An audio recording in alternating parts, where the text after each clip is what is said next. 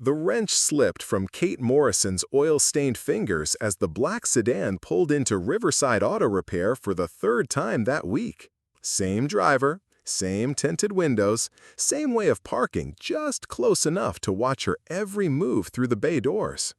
Most mechanics in Bakersfield would have chalked it up to coincidence, but Kate Morrison wasn't most mechanics. She was a former Defense Intelligence Agency operative who'd spent 8 years in the shadows before trading classified briefings for carburetor repairs.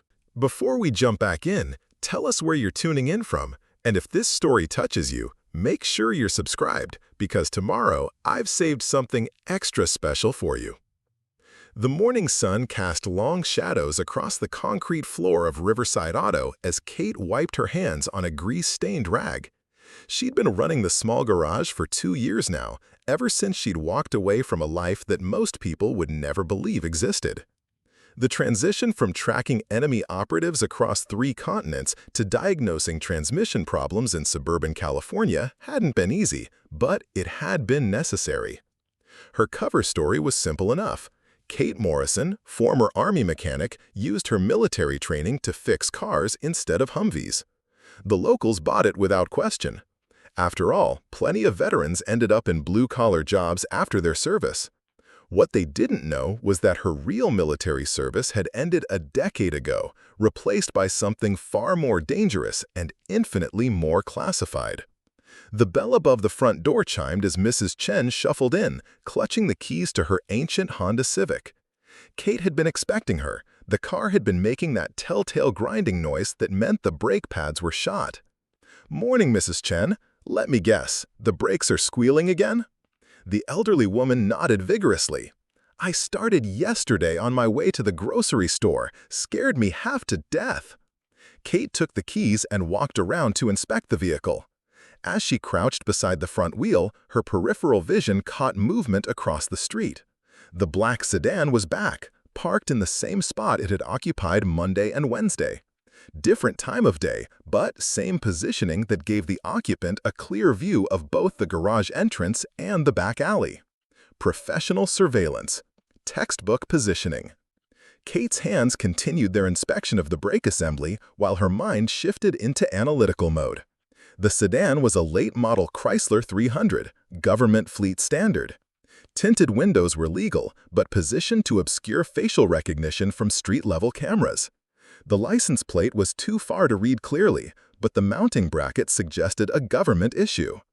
Either someone from her past had finally tracked her down, or her carefully constructed new life wasn't as invisible as she'd hoped. She finished the brake inspection and stood, brushing dirt from her knees. "You're right about those pads, Mrs. Chen. I can have this fixed by this afternoon if you'd like to leave it."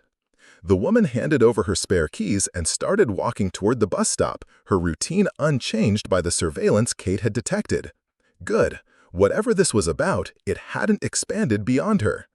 Kate pulled the Honda into the service bay and raised it on the hydraulic lift. As the car rose, she used the motion to steal another glance at the sedan. Still there, still watching.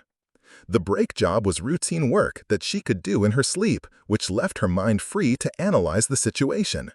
3 surveillance sessions in 5 days suggested either a preliminary assessment or preparation for contact.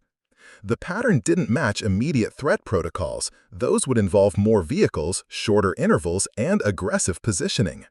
This felt like reconnaissance. Kate had been meticulous about her exit from the intelligence community. She'd followed every protocol, submitted to every debriefing, and accepted the standard 5-year monitoring period that came with her security clearance level. That period had ended 18 months ago, so either this was related to something new, or someone had decided that her retirement wasn't as permanent as the paperwork suggested. She finished replacing the brake pads and moved on to her next appointment, an oil change for Tom Bradley's pickup truck. Tom ran the hardware store 3 blocks over and had become something of a regular customer since Kate had opened the garage. He was also a veteran, though his service had been conventional Army in Iraq rather than anything classified. "Heard you might be getting some competition," Tom said as Kate drained the oil from his F-150. Kate kept her expression neutral, but her pulse quickened. What kind of questions? Business licenses, property records, that sort of thing. Could be someone looking to open their own place, but you know how people talk. She did know. Small towns were information networks that operate with surprising efficiency. If someone had been making inquiries about her business, half of Bakersfield probably knew about it by now. The fact that Tom was mentioning it meant the questions had been notable enough to generate gossip. Who was asking? Tom shrugged. Strangers? Well-dressed types, driving fancy cars. Not the kind of folks who usually care about auto repair shops. Kate finished the oil change and lowered the truck. As Tom drove away, she noticed the black sedan was gone. But surveillance operations rarely involve just one vehicle, and the questioning Tom had mentioned suggested a level of investigation that went beyond casual observation. She locked up the garage early that evening and drove home to her small ranch house on the outskirts of town. The property sat on 2 acres of scrubland with clear sightlines in all directions, a feature that had been more important to her than the real estate agent had realized. She'd chosen it specifically because it was defensible and offered multiple escape routes. Kate parked in the attached garage and entered through the interior door, following the same security routine she'd maintained for 2 years. Quick visual sweep of the living room, check the small pieces of tape she'd placed on select drawers and cabinets, all undisturbed. The motion sensors she'd installed throughout the house showed no unusual activity while she'd been gone. But as she moved through the kitchen toward her bedroom, Kate noticed something that made her freeze. The sliding door to the back patio was unlocked. She distinctly remembered checking it that morning. It was part of her routine. She never left that door unlocked. Someone had been in her house. Kate moved to the hallway closet and retrieved the Glock 19 she kept hidden behind a false panel. The weapon felt familiar in her hands, muscle memory overriding 2 years of civilian life. She cleared each room methodically, checking corners and blind spots with practiced efficiency. The house was empty, but the intrusion had been real, professional, minimal disturbance, no obvious signs of searching. Whoever had entered knew what they were doing. In her bedroom, Kate found the message they'd left behind. A single business card placed precisely in the center of her pillow. No company logo, no address, just a name. David Fletcher, and a phone number with a Washington, D.C. area code. Kate stared at the card for a long moment. She knew that name. Fletcher had been a supervisor during her final year with the Defense Intelligence Agency, one of the few people who'd known the details of her most sensitive assignments. If he'd tracked her down and gone to the trouble of breaking into her house to leave a message, it meant something big was happening. Something that required her particular set of skills. She sat on the edge of her bed and turned the card over in her fingers. On the back, written in Fletcher's distinctive handwriting, were 4 words that made her blood run cold. The Blackwater files surfaced. Kate closed her eyes and let herself remember what those files contained. Operation Blackwater had been her final assignment before retirement, a deep-cover investigation into weapons smuggling that had ended with 3 dead agents and a cover-up that went all the way to the Pentagon. The files containing the real story were supposed to have been destroyed. If they'd surfaced now, it meant someone was either trying to expose the truth or use it as leverage against the people who'd ordered the cover-up. Either way, Kate Morrison's quiet life as a small-town mechanic was over. She picked up her secure phone, a device she'd hoped never to use again, and dialed Fletcher's number. Fletcher answered on the first ring, his voice exactly as Kate remembered, gravelly from too many cigarettes and late nights spent reading classified reports. "I was wondering when you'd call. Your people have been watching me for days. What's this about, David?" "Not over the phone. There's a diner called Murphy's on Highway 99, about 20 miles south of your location. Tomorrow, 6 a.m. Come alone." The line went dead before Kate could respond. She stared at the phone, muscle memory from her operational years telling her this was how urgent situations always began. Cryptic messages, dawn meetings, and the implicit understanding that refusing wasn't really an option. Kate spent the next hour conducting counter-surveillance preparations she hadn't used in 2 years. She checked her emergency go bag, verified her backup vehicle was fueled and ready, and reviewed escape routes from the meeting location using satellite imagery on her secure laptop. Old habits died hard, especially when they'd kept her alive through 8 years of operations most people would never know existed. At 5:30 a.m., Kate drove her backup vehicle, a nondescript Toyota Camry, toward the meeting location. Murphy's Diner turned out to be the kind of place that served truckers and early shift workers, with fluorescent lighting and coffee that could strip paint. Perfect for a clandestine meeting because nobody would remember two people having a quiet conversation in a corner booth. Fletcher was already there when she arrived, sitting with his back to the wall and a clear view of both entrances. He'd aged in the 2 years since she'd last seen him, more gray in his hair, deeper lines around his eyes. The stress of running covert operations had a way of accelerating time. Preparing and narrating this story took us a lot of time, so if you are enjoying it, subscribe to our channel. It means a lot to us. Now back to the story. "You look good, Kate. Civilian life agrees with you." She slid into the booth across from him. "Cut the small talk. What happened to the Blackwater files?" Fletcher stirred sugar into his coffee with deliberate movements. 3 weeks ago, someone accessed our secure archives using credentials that belonged to Agent Sarah Walsh. The problem is, Sarah Walsh has been dead for 18 months. Kate felt the familiar chill that came with learning operational security had been compromised. Walsh had been one of the agents killed during the Blackwater investigation, gunned down in a parking garage in Vienna after she discovered the weapon shipments were being orchestrated by someone inside the Defense Department. Inside job? Has to be. The access codes were legitimate, but they required biometric confirmation. Someone either cloned Sarah's fingerprints or they have help from someone with administrative override capabilities. The waitress approached to take Kate's order, but Fletcher waved her away with a $20 bill. "Just coffee for my friend. We won't be long." Kate waited until the woman was out of earshot. What exactly was taken? Digital copies of everything. The shipping manifests showed weapons going to unauthorized recipients. The communication intercepts that proved Defense Department involvement. Sarah's final report identifying the Pentagon official who was running the operation. Colonel Marcus Webb. Fletcher nodded grimly. Webb's been promoted since then. He's now General Webb, in charge of military intelligence coordination with civilian agencies. If those files surface publicly, it won't just destroy his career. It'll expose a weapons trafficking network that involves half a dozen current administration officials. Kate understood the implications immediately. Webb hadn't just been selling weapons to unauthorized buyers, he'd been using Defense Department resources to arm groups that the United States was simultaneously fighting in other theaters. The kind of scandal that could topple governments and end careers across multiple agencies. So Webb hired someone to steal the files before they could be used against him. That's our working theory. But here's where it gets complicated. The person who stole them hasn't tried to destroy the evidence. Instead, they've been shopping the information to intelligence services of foreign governments. The pieces clicked into place for Kate. Someone's trying to sell American state secrets to the highest bidder. Exactly. And since you were the case officer who compiled most of that evidence, your name is all over those files.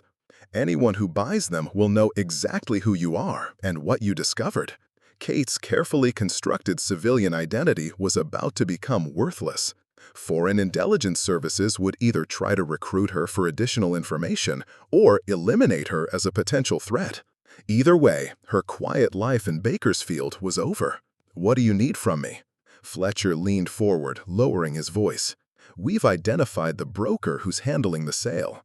Elena Rodriguez, former Cuban intelligence officer who went freelance after the Cold War ended. She's operating out of a compound in Mexico, just across the border from San Diego. We need someone who can get close to her operation and recover the files before the sale is completed." "Send a team. You don't need me for this." "Actually, we do. Rodriguez is paranoid about government operatives, but she's been recruiting civilian contractors with specific skill sets. Your cover as a mechanic gives you the perfect entry point. She needs someone who can maintain the vehicles her security team uses. Plus, you know the Blackwater files better than anyone. You'll be able to identify if she has complete copies or just fragments. Kate stared out the diner window at the empty parking lot, processing the request. She'd walked away from the intelligence world specifically to avoid situations like this. But if the files were sold to foreign governments, every operation she'd ever worked on could be compromised. Assets she'd recruited could be killed. Sources who'd risk their lives to provide information could be exposed. What's my cover story? Fletcher smiled for the first time she'd arrived. Kate Morrison, independent contractor specializing in vehicle maintenance for security operations. You've got references from 3 different companies, all legitimate businesses that happen to owe the agency favors.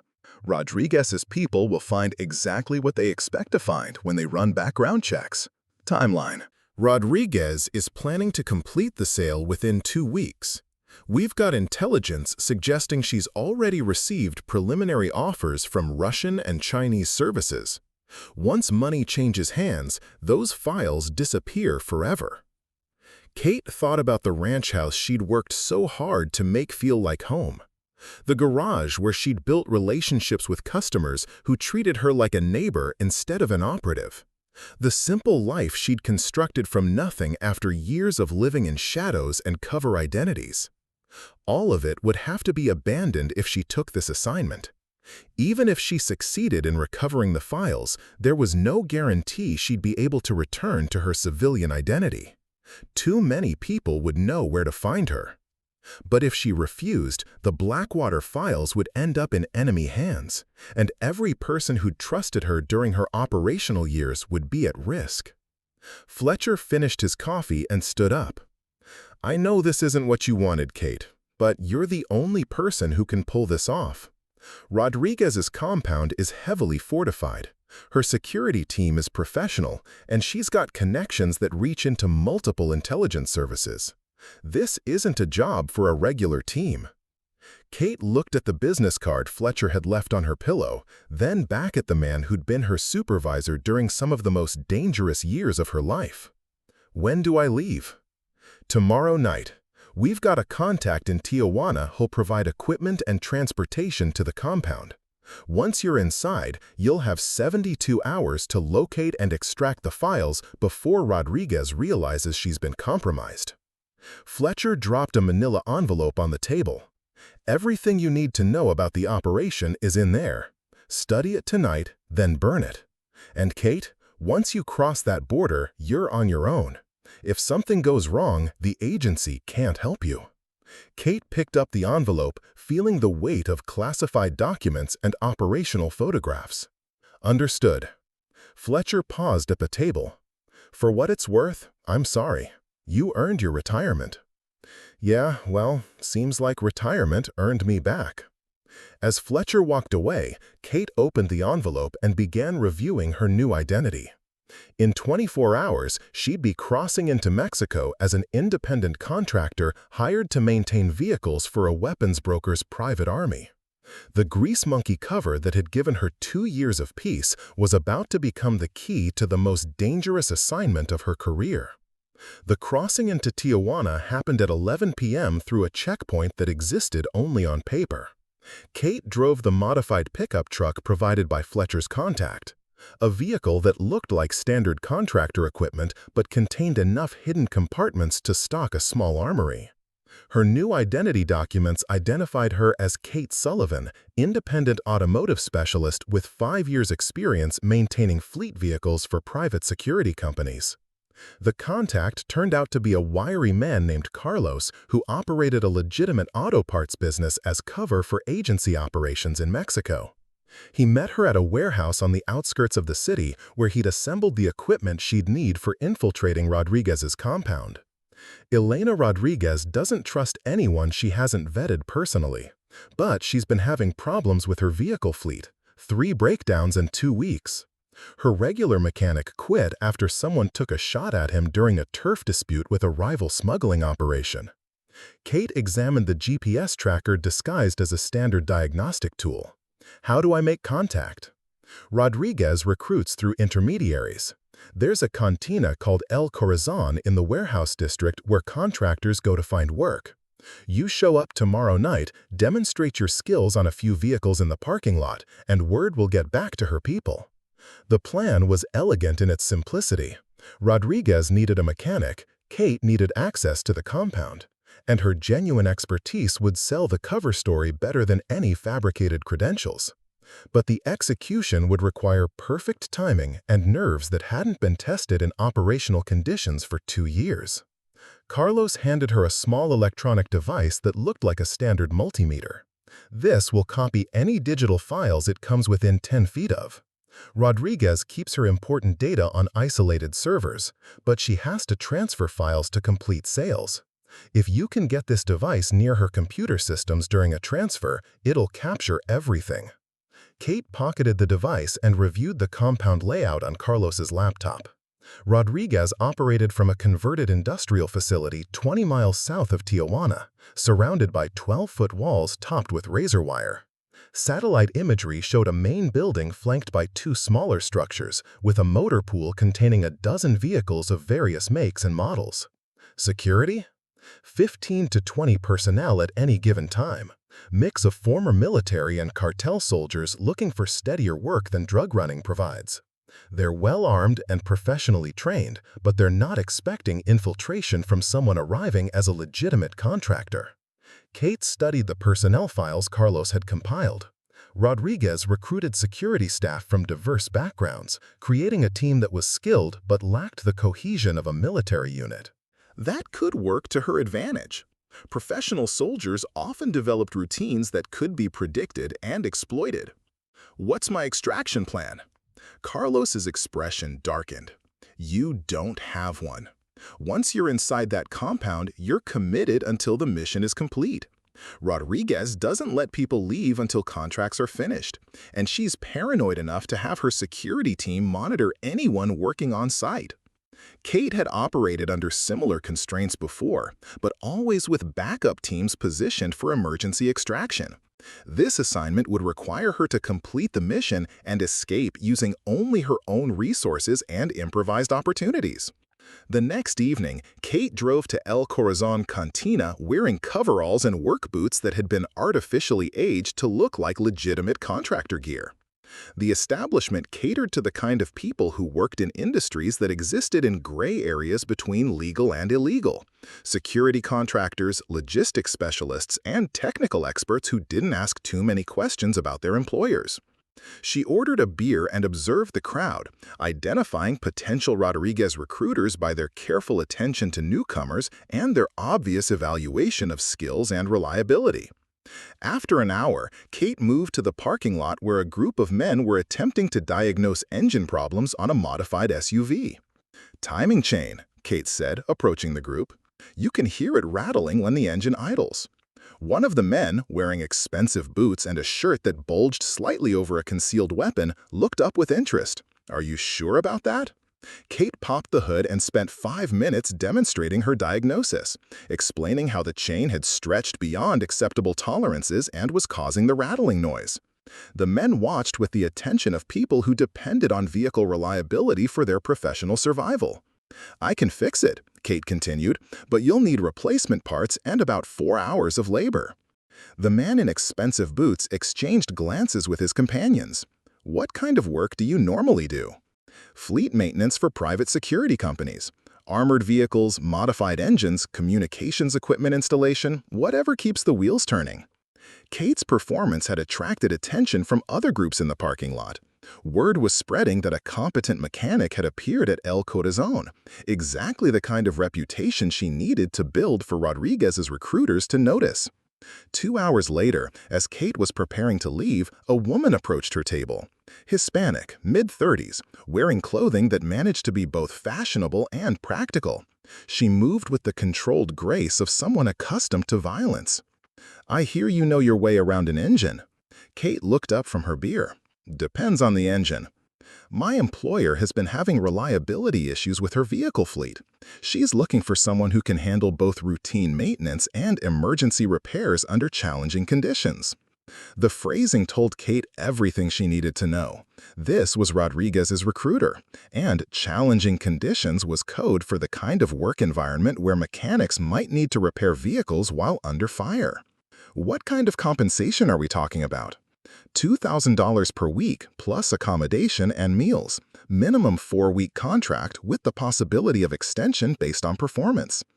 Kate pretended to consider the offer while her mind raced through operational calculations.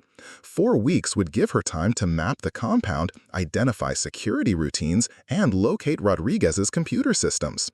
The money was legitimate contractor rates for high-risk work, which meant Rodriguez was serious about maintaining her cover as a businesswoman rather than an intelligence broker. Where's the job site? South of the city. My employer values privacy, so exact location details are provided only after you accept the position. Kate finished her beer and stood up. When do I start? Tomorrow morning. Meet me here at 8 a.m. with your equipment and be prepared to relocate for the duration of the contract. As the woman walked away, Kate noticed she moved through the crowd with the awareness of someone conducting surveillance, checking exits, noting faces, assessing threats. Rodriguez's operation was staffed by professionals who took security seriously. Kate returned to her hotel and spent the night reviewing every detail of her cover story and memorizing the compound layout. In 12 hours, she'll be inside Rodriguez's facility with access to vehicles, buildings, and personnel that could lead her to the Blackwater files.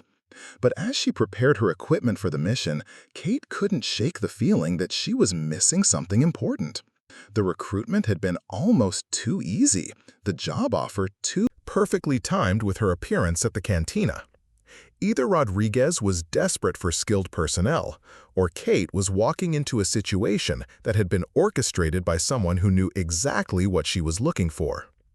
She checked her weapons one final time and settled in for a few hours of sleep.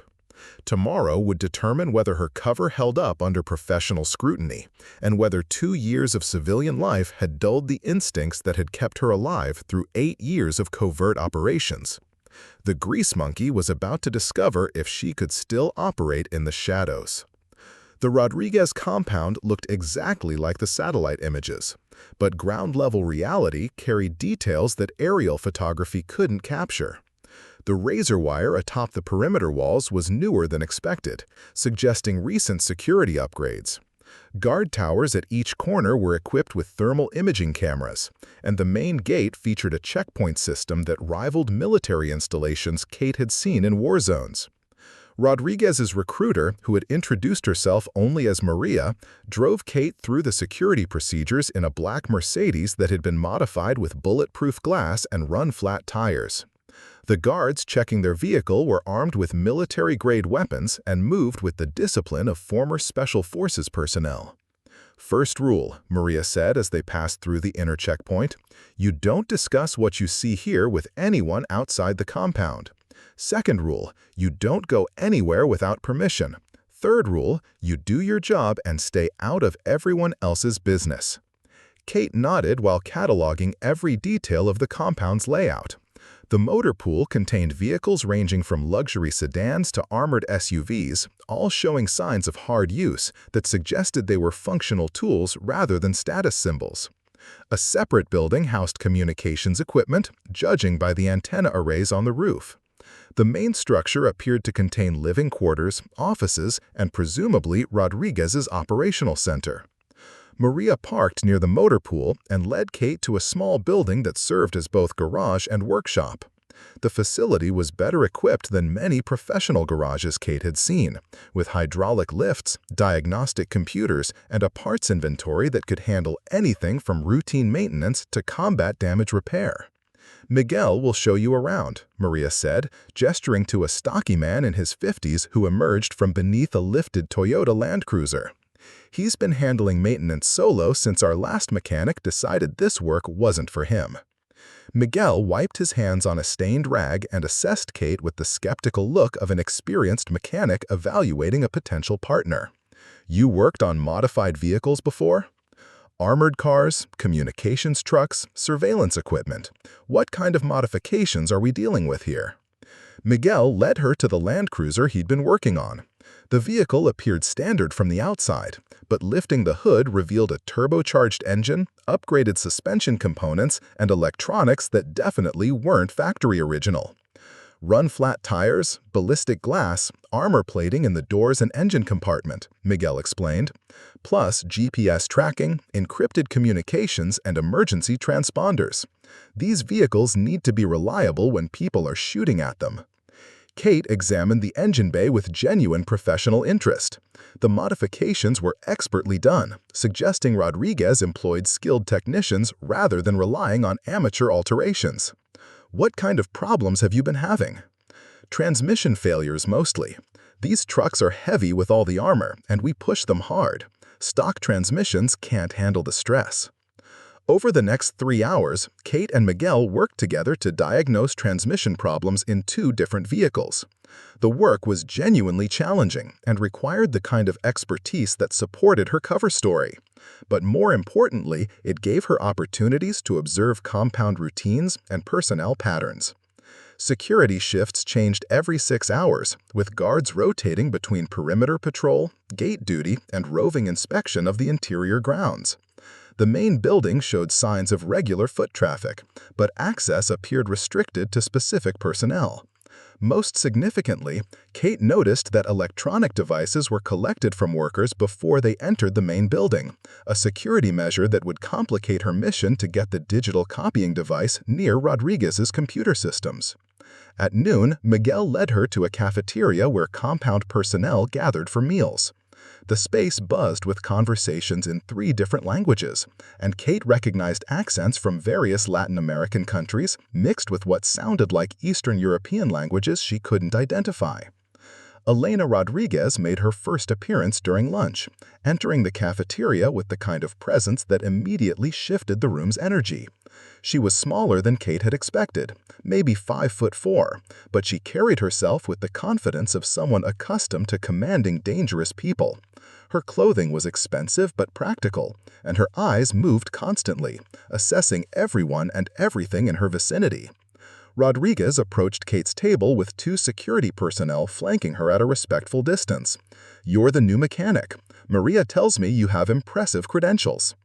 "I get the job done," Kate replied, maintaining eye contact without appearing challenging. "Miguel's been showing me around the equipment. You've got a solid setup here." I invest in quality tools and quality people. Both are necessary for the kind of work we do here. Rodriguez's English carried a slight accent, but was grammatically perfect. I understand you have experience with emergency repairs under difficult conditions. Kate recognized the probing nature of the question. Rodriguez was evaluating whether her new mechanic could handle the stress of working while under fire, a skill that would be necessary if compound operations went wrong. "I've worked in hostile environments before. Vehicles don't stop needing maintenance just because people are shooting." Rodriguez smiled, but her eyes remained analytical. "Good. Miguel will explain our operational requirements. We need our vehicles ready to move at any time, day or night. Breakdowns during critical operations are not acceptable." As Rodriguez moved to another table, Kate noticed she was carrying a tablet computer that she consulted frequently. The device appeared to be connected to the compound's internal network, which meant it likely contained access to the files Kate needed to recover. The afternoon brought Kate's first real test when one of the armored sedans returned from an operation with visible bullet damage and a smoking engine. The vehicle had taken fire during what Miguel euphemistically called a business meeting that went badly, and the cooling system had been compromised by small arms fire. Kate worked alongside Miguel to assess the damage, using the opportunity to demonstrate her ability to work under pressure while gathering intelligence about compound operations. The bullet patterns on the vehicle suggested an ambush situation, and radio chatter from security personnel indicated this wasn't an unusual occurrence. "How often do vehicles come back damaged?" Kate asked. Miguel shrugged. "Depends on what kind of business Rodriguez is conducting. Some weeks, nothing happens. Other weeks, we're pulling bullets out of engine blocks every day." As they worked, Kate mapped the compound's communication systems by observing which buildings showed antenna activity during radio transmissions. The main building definitely housed the primary communications center, but she also identified secondary transmission points in two other structures. By evening, Kate had established herself as a competent addition to the maintenance team and gained Miguel's respect through her diagnostic skills and willingness to handle difficult repairs. But she still hadn't found an opportunity to get close to Rodriguez's computer systems or identify where the Blackwater files might be stored. That opportunity came during dinner, when Rodriguez approached her table again, this time without her security escort. "Miguel tells me you figured out the transmission problems we've been having. He's impressed, and Miguel doesn't impress easily. The modifications are well done, but they're putting stress on components that weren't designed for the additional weight and power requirements. I can source upgraded transmissions that will handle the load better." Rodriguez considered this information with the attention of someone who understood that vehicle reliability could mean the difference between life and death. How long would those modifications take? 2 days per vehicle, assuming I can get the right parts. Make a list of what you need. I'll have someone source the components. Rodriguez paused, studying Kate's face. "You'll be working closely with our logistics coordinator to arrange parts delivery. She handles all our technical procurement from her office in the main building." Kate felt a surge of excitement masked by professional calm. Access to the main building meant potential access to Rodriguez's computer systems and the files she needed to recover. "When do I start?" "Tomorrow morning. Elena Martinez will show you our procurement procedures." As Rodriguez walked away, Kate realized she was about to gain access to the most secure part of the compound. But she also understood that every step closer to her objective increased the risk of exposure if her cover story didn't hold up under detailed scrutiny. The grease monkey was about to enter the lion's den. Elena Martinez turned out to be nothing like Kate had expected from a logistics coordinator for an arms dealer. The woman who met her at the main building's entrance looked more like a corporate executive than someone who procured illegal weapons. Tailored suits, designer glasses, and a tablet computer that she operated with the efficiency of a Fortune 500 manager. "Miss Sullivan, I understand you need specialized transmission components for our fleet modifications," Martinez said, leading Kate through a security checkpoint that required both biometric scanning and metal detection. "Our procurement process is quite specific due to the sensitive nature of our operations." The interior of the main building revealed Rodriguez's operation to be far more sophisticated than Kate had anticipated. Multiple workstations with high-end computer equipment lined one wall, while another section contained servers that hummed with the kind of processing power typically found in government facilities. This wasn't just a weapons brokerage, it was a full-scale intelligence operation. Martinez's office occupied a corner space with windows overlooking the compound's motor pool. The room contained the standard executive furniture, but Kate's trained eye spotted details that revealed the true nature of the business. Encrypted communication equipment, multiple secure computer terminals, and filing cabinets that required electronic keycards to access. "Before we discuss parts procurement, I need to verify your technical specifications," Martinez said, settling behind her desk and activating one of the computer terminals. "Our suppliers require detailed documentation to ensure compatibility." Kate spent the next hour providing genuinely accurate technical information about transmission upgrades, drawing on her mechanical expertise to support her cover story.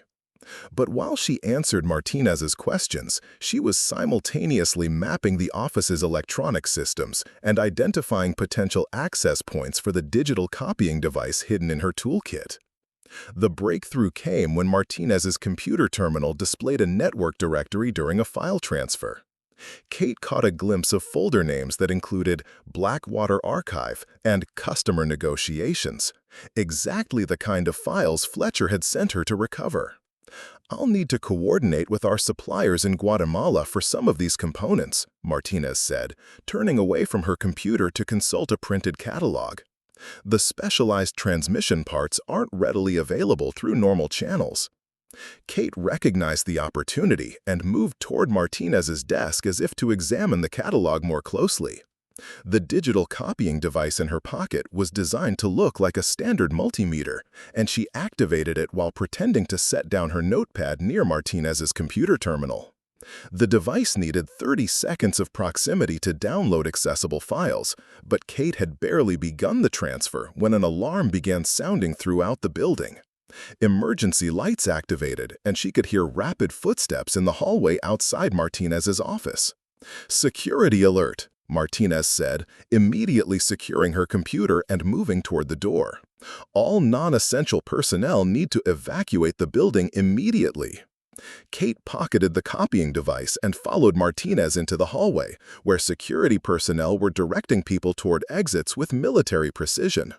The evacuation appeared to be a genuine emergency rather than a security drill, but Kate couldn't determine whether her infiltration attempt had been detected or if the alert was unrelated to her presence. Outside the main building, compound personnel gathered in designated areas, while security teams conducted rapid sweeps of all structures. Kate found herself grouped with other technical staff near the motor pool, where Miguel appeared genuinely confused about the nature of the emergency. "Probably another probe from the Mendoza cartel," he said, referring to a rival organization that Rodriguez had apparently been feuding with. "They've been testing our perimeter security for weeks." Kate watched the security response with professional interest, noting that the guards were following protocols designed for external threats rather than internal security breaches. Their positioning and movement patterns suggested they were searching for intruders who might have breached the perimeter, rather than investigating potential infiltration from within. After 20 minutes, the all-clear signal sounded, and personnel began returning to their duties. Martinez approached Kate as they walked back toward the main building, her expression apologetic but still professional. "I'm sorry about the interruption. We'll need to complete the procurement discussion tomorrow. Security protocols require me to conduct a full inventory verification after any alert." Kate nodded understanding while internally celebrating the fact that the copying device had managed to complete its download during the brief window before the alarm sounded.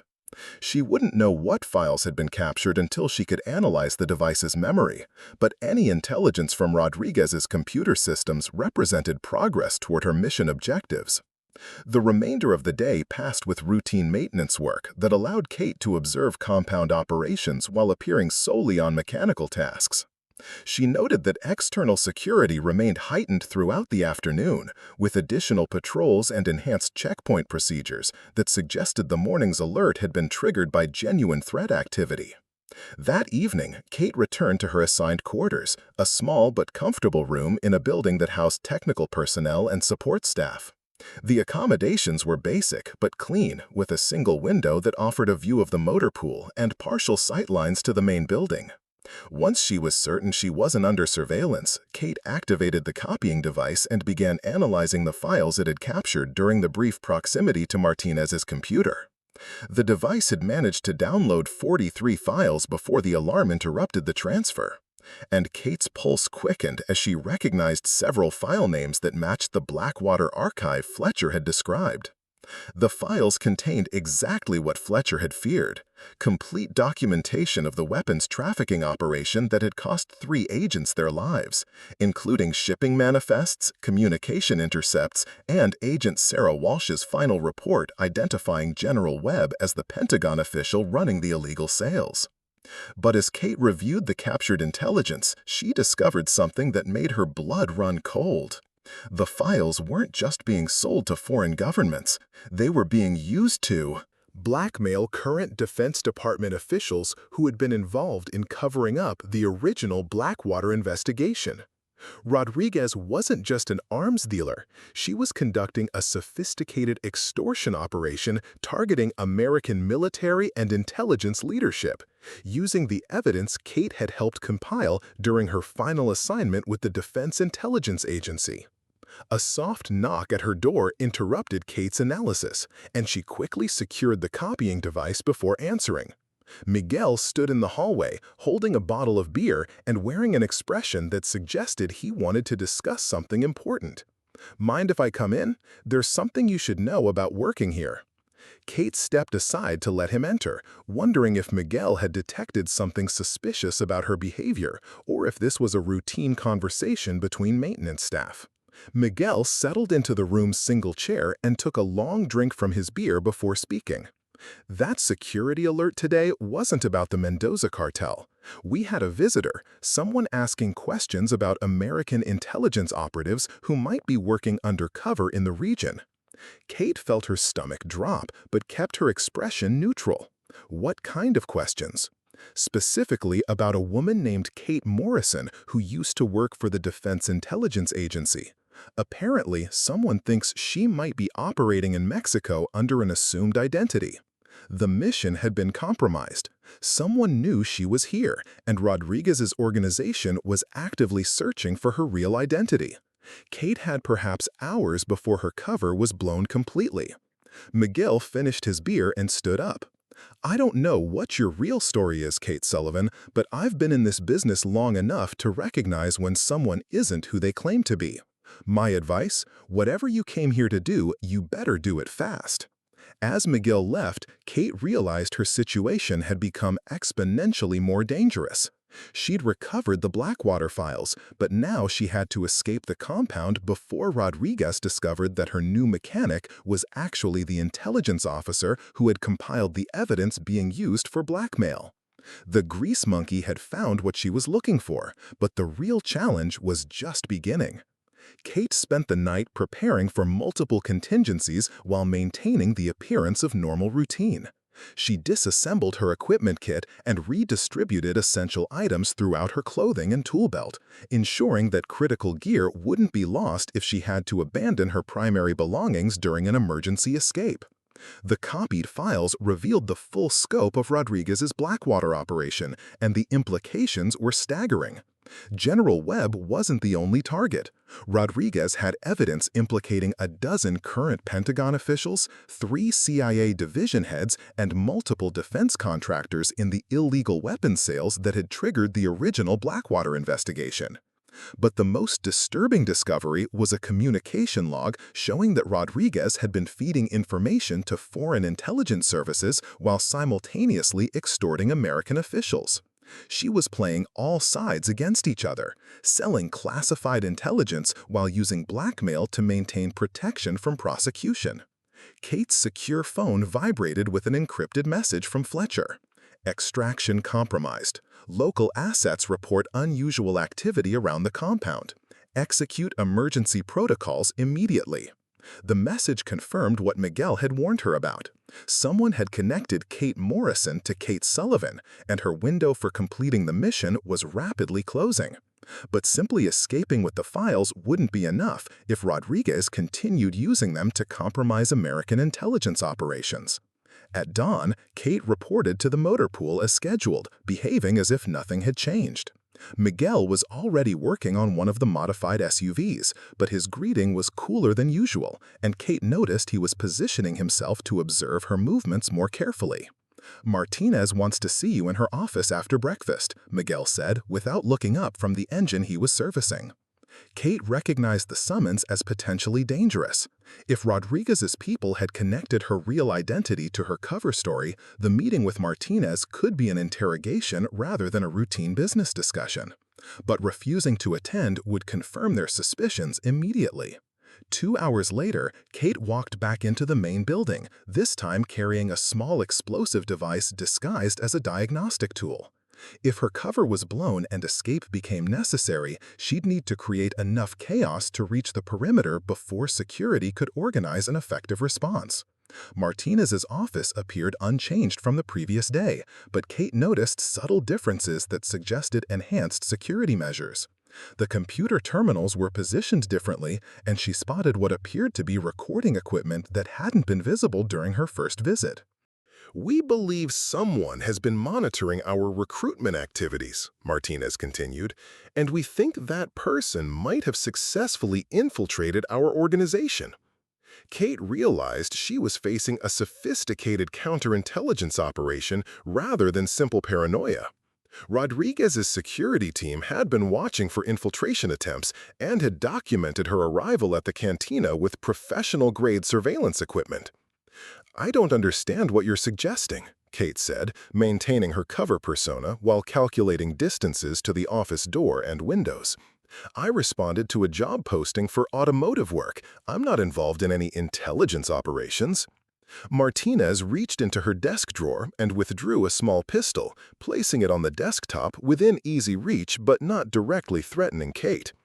We've been monitoring communications in the region, and we intercepted encrypted transmissions that suggest an American operative is attempting to recover certain classified files. The revelation meant Rodriguez knew about the Blackwater files and understood their value beyond simple blackmail material. She was aware that American intelligence services were actively trying to recover the stolen information, which explained the heightened security and the careful investigation of new personnel. I think there's been a misunderstanding, Kate said, slowly reaching for her tool belt as if to retrieve identification documents. I can provide additional verification of my identity. Instead of documents, Kate's hand found the explosive device she'd concealed among her diagnostic tools. The device was designed to create a brief but intense flash that would temporarily blind anyone in the immediate area while producing enough noise to mask the sound of her movement toward the exit. But before she could activate the device, the office door opened and Rodriguez herself entered, flanked by 2 security personnel carrying automatic weapons. Kate's hand froze on her tool belt as she realized her escape options had just disappeared. "Miss Morrison," Rodriguez said, settling into a chair beside Martinez's desk, "or should I continue calling you Kate Sullivan? I understand you've been looking for some files that belong to me." Kate's cover was blown completely, but admitting her real identity would confirm everything Rodriguez suspected. Her only remaining option was to maintain the deception long enough to create an opportunity for escape or extraction. "I honestly don't know what you're talking about," Kate replied. "My name is Kate Sullivan. I'm a mechanic, and I came here to work on your vehicles." "Please sit down, Miss Sullivan," Martinez said, her tone noticeably more formal than during their previous meeting. "I have some questions about your background that need clarification before we can proceed with the parts procurement." Kate settled into the chair across from Martinez's desk, keeping her hands relaxed and visible while mentally reviewing the locations of exits and potential weapons. "What kind of clarification do you need?" "Our security team conducted routine background verification on all new personnel, and they discovered some inconsistencies in your employment history. Specifically, there's a 2-year gap between your military service and your first civilian contractor position." The question was a trap designed to test whether Kate would maintain her cover story or reveal information that could confirm her real identity. Kate had prepared for this possibility by creating detailed false memories that supported her legend as Kate Sullivan. "I spent those 2 years dealing with PTSD and substance abuse issues," Kate replied, allowing a slight tremor to enter her voice. "It's not something I like to discuss, but I was basically unemployable until I got clean and started rebuilding my life." Martinez consulted notes on her computer screen. "Which treatment facility did you use?" "Valley Springs Recovery Center in Arizona. I can provide contact information if you need verification." The facility existed and had agreed to provide cover verification for agency operatives as part of a classified support arrangement. Martinez would find legitimate records supporting Kate's story if she chose to investigate further. But instead of pursuing the verification, Martinez leaned back in her chair and studied Kate with undisguised suspicion. "That's interesting, because we received information suggesting that Kate Morrison, a former Defense Intelligence Agency operative, might be working in this region under an assumed identity." Kate forced herself to appear confused rather than alarmed. "I'm not sure what that has to do with me. My name is Kate Sullivan, and I've never worked for any intelligence agency." "Of course, but you understand our caution given the sensitive nature of our business operations." Martinez activated her computer terminal and turned the screen so Kate could see it. "Perhaps you could help us understand why someone with your automotive expertise would be of interest to American intelligence services." The screen displayed a photograph that made Kate's heart race, a surveillance image of her entering El Corazon Cantina 3 nights earlier. The image quality was excellent, clearly showing her face and the equipment she'd been carrying. Rodriguez smiled with the confidence of someone who held all the advantages. We'll see about that. Our interrogation specialists are quite skilled at helping people remember details they might have forgotten. As the security personnel moved to flank Kate's chair, she realized the mission had failed catastrophically. She'd recovered the Blackwater files, but now she was trapped in a compound controlled by someone who specialized in extracting information from intelligence operatives. The Grease Monkey had walked directly into a trap that had been designed specifically for her. The interrogation room in Rodriguez's compound was designed for extracting information from unwilling subjects. Soundproof walls, a metal chair bolted to the concrete floor, and lighting that could be adjusted to create psychological pressure. Kate had been secured with zip ties that allowed minimal movement while ensuring she couldn't reach any of the concealed equipment still hidden in her clothing. Rodriguez entered alone, carrying a laptop computer and a file folder thick with documents. She moved with the measured pace of someone who had conducted hundreds of similar interrogations and understood that patience often yielded better results than immediate aggression. "Let's begin again," Rodriguez said, settling into a chair across from Kate. "My name is Elena Rodriguez, and I operate a multinational intelligence brokerage that specializes in acquiring and monetizing classified information from various government sources." Kate remained silent, focusing on breathing techniques that would help her maintain psychological control during what promised to be an extended interrogation session.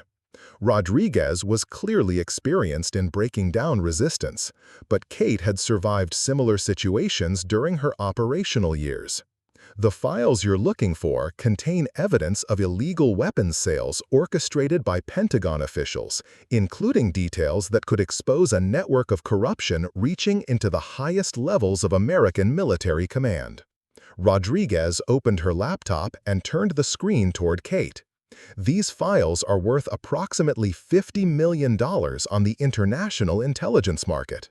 The screen displayed portions of the Blackwater archive, including photographs and documents that Kate recognized from her original investigation. But Rodriguez's presentation included additional materials that hadn't been in the files Kate had copied. Newer intelligence that suggested the corruption network had expanded significantly since the original investigation ended. General Webb has been promoted to Deputy Director of Defense Intelligence, which gives him oversight of multiple classified programs worth billions of dollars. The evidence in these files doesn't just prove his involvement in weapons trafficking. It shows he's been selling access to American military technology to foreign governments for the past 3 years. Kate realized the situation was far more serious than Fletcher had indicated.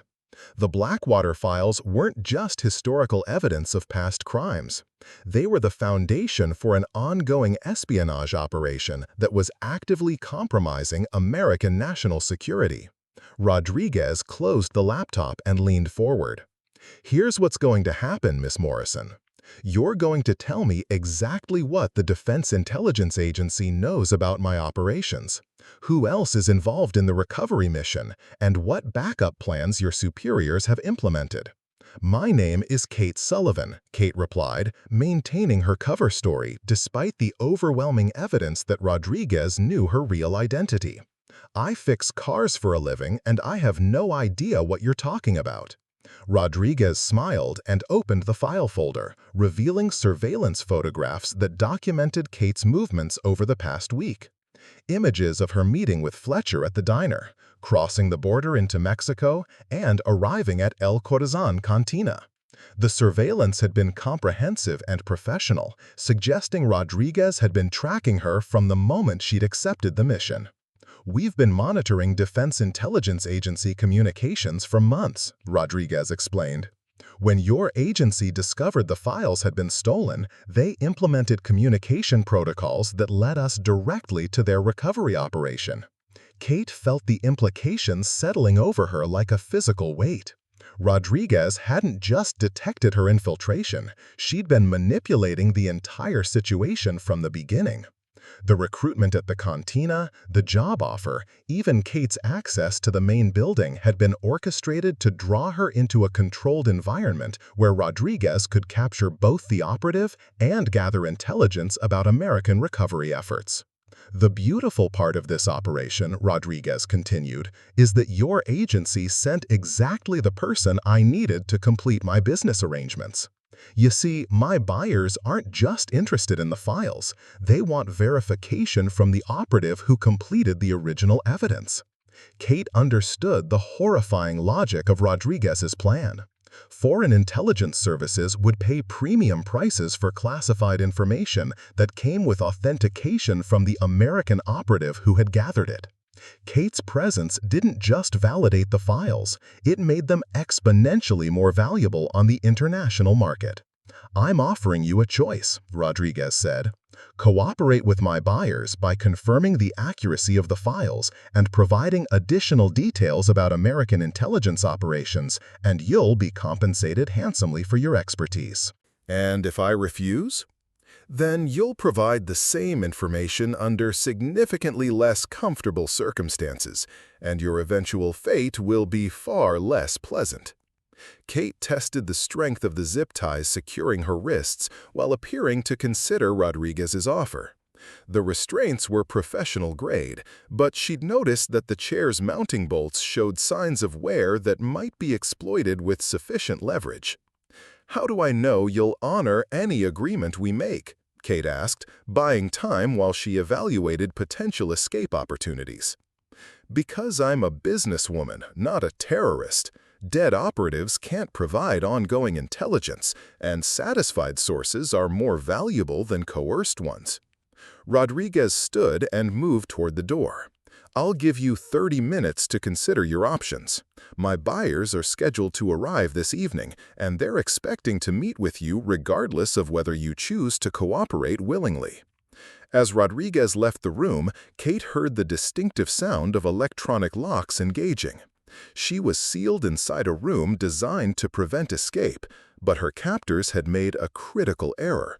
They'd assumed she was helpless because she was restrained.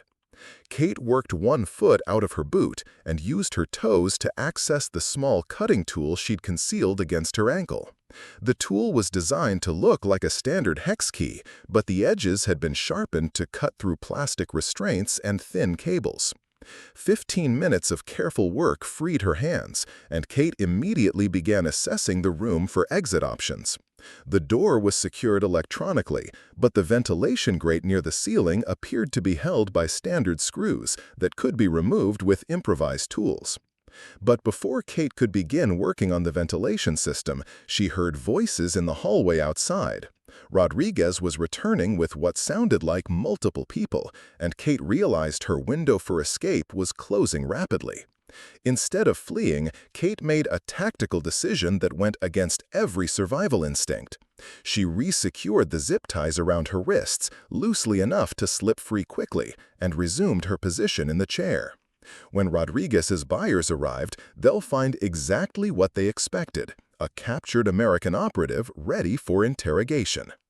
The door opened to reveal Rodriguez accompanied by 3 men in expensive suits who carried themselves with the confidence of senior intelligence officials.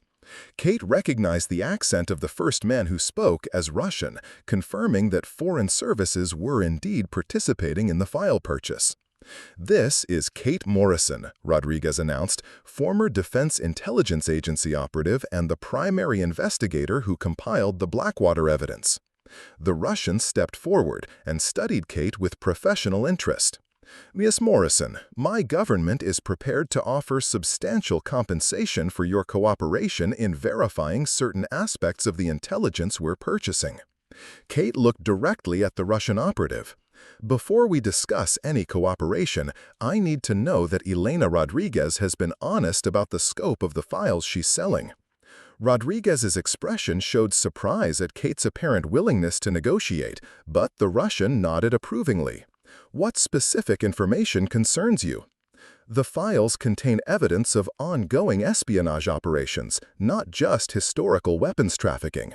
If your government is purchasing this intelligence, you should understand that it includes details about current American military technology sales that could affect international security arrangements. Kate's statement was designed to create doubt among the buyers about whether Rodriguez had been completely honest about what she was selling. Foreign intelligence services were notoriously suspicious of one another, and Kate hoped to exploit that paranoia. The Russian turned to Rodriguez with obvious displeasure. "You indicated the files contained only historical evidence of corruption, not current operational intelligence." "The historical evidence leads naturally to current operations," Rodriguez replied, but Kate could see uncertainty in her expression.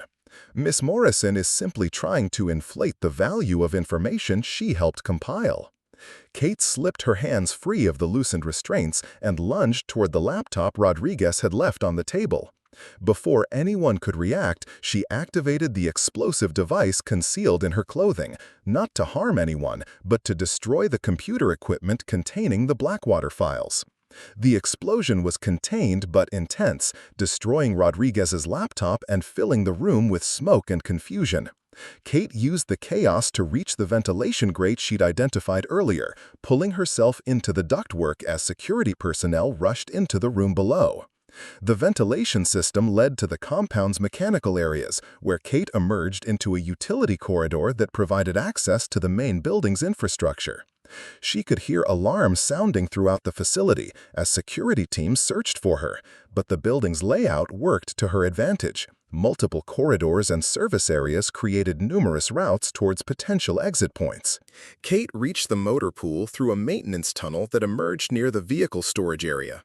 Miguel was there, working beneath one of the modified SUVs, and he looked up with an expression that mixed relief and concern.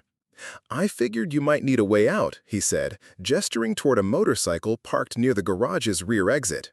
"That bike will get you to the main road, but you'll have maybe 5 minutes before they organize pursuit vehicles."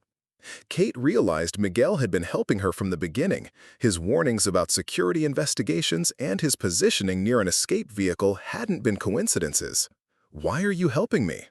"Because Elena Rodriguez has been selling information that gets people killed, and because some operations deserve to fail." Kate reached the motorcycle as security teams converged on the motor pool. The bike started immediately, and she rode through the compound's rear gate seconds before it would have been sealed by pursuing guards.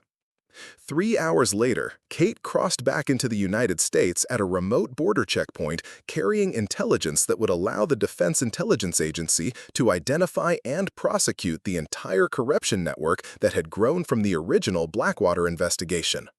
Rodriguez's operation was finished, the stolen files had been destroyed, and General Webb's espionage activities would be exposed through the evidence Kate had gathered during her infiltration. But as Kate drove toward her debriefing with Fletcher, she understood that her cover as a small-town mechanic was permanently blown. Elena Rodriguez might be captured, but foreign intelligence services now knew Kate Morrison's face and capabilities. The Grease Monkey would need a new identity, a new life, and a new place to disappear into the shadows where retired operatives went when the world became too dangerous for civilian existence. Some cover-ups ended with justice, others ended with exile. Kate Morrison was about to discover which category her story belonged to. Up next, you've got 2 more standout stories right on your screen. If this one hits the mark, you won't want to pass these up. Just click and check them out. And don't forget to subscribe and turn on the notification bell so you don't miss any upload from us.